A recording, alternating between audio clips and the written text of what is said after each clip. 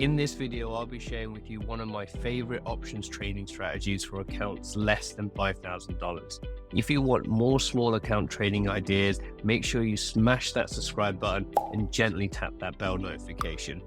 And make sure you watch this video to the very end because I'll be walking you through my live AMC trade using this exact strategy. Now, the challenge with small trading accounts is the capital needed to trade options, especially selling options, which is what I prefer to do. Let's say, for example, you are bullish on Apple and wanted to sell the $115 naked put option with a 56 days to expiration. You will see that your probability of profit is an impressive 89%. You will receive $131 in credit, which is also cool, but you need to have $11,369 in your trading account to place this trade. This trading strategy is what we call an undefined risk strategy, which means as a worst case scenario is that Apple can go bankrupt and go to zero. There is still a way to play the same bullish thesis on Apple, even if you have a few $1,000s. The way to do this is to convert your undefined risk into a defined risk strategy by buying the put option one strike below the option you have sold. This creates what we call a put credit spread. You will notice now that your credit is a lot smaller, of only $45, but you have reduced your risk significantly, which is now $455. This is because your max risk on the trade is the width of your spread. So in this example, that is $115 minus the $100. So $5 minus the credit received of $45. And that gives you a $455 max risk. Now, this example is quite an extreme example and is actually not the best put credit spread trade that you can do. But I wanted to illustrate the point on how you can trade options with smaller size accounts. Now, if you could do me a favor, if you are enjoying this video so far, please hit that like button as it really helps get my videos out to more traders.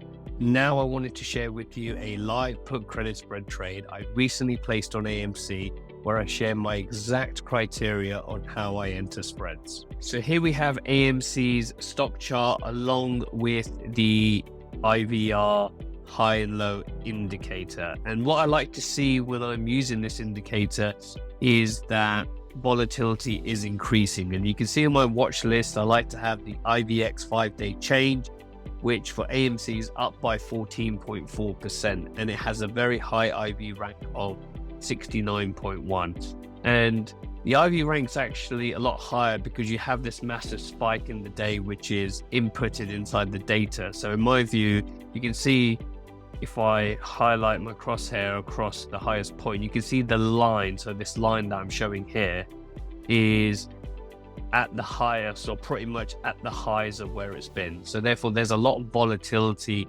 in AMC.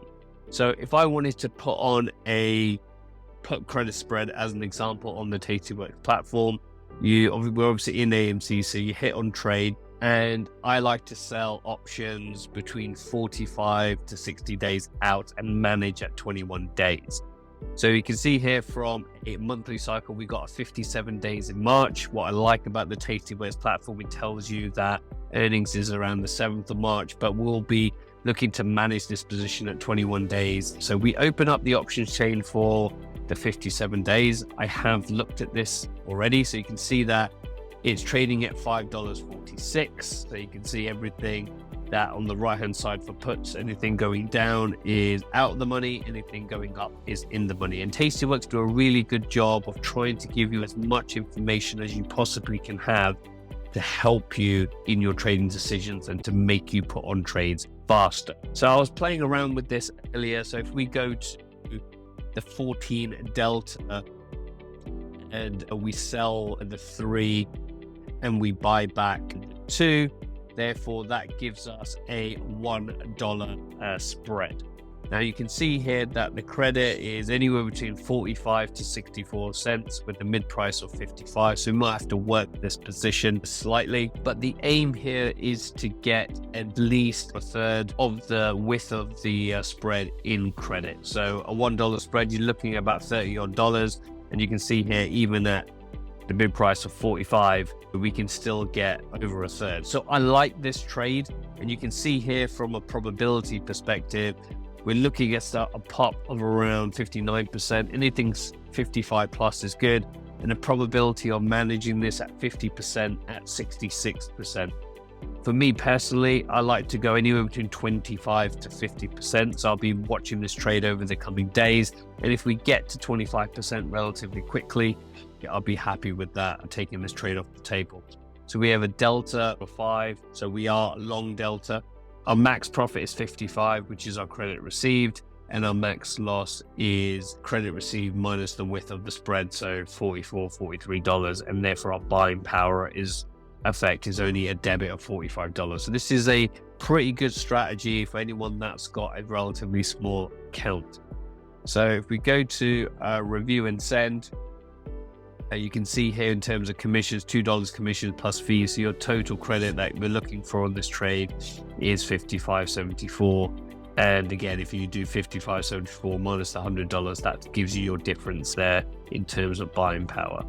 So if we send this order is working. So we managed to get filled at $49. So I had to work the order slightly to get this filled. So you can see here that we sold the $3 and we bought the $2. And the aim here now is that we want AMC to stay above $3. So if we have a look at the position that we got on, and what Tastyworks does, it puts in a little dot here to show that you do have a position on at the moment. And there's a lot of cool things you can do with Tastyworks when we come to roll a position, and I'll do more videos along that stuff. But the key here is we want AMC to stay above $3. The longer it does that, the more that our probability of profit will go on. So I'll be managing this position. I'm sure I'll do a video of me exiting this position as we get closer to the 21 days and or 25 to 50% of max profit. So I hope you've enjoyed this video. Check out my other Tastyworks videos on the screen now, and I shall see you guys in the next video.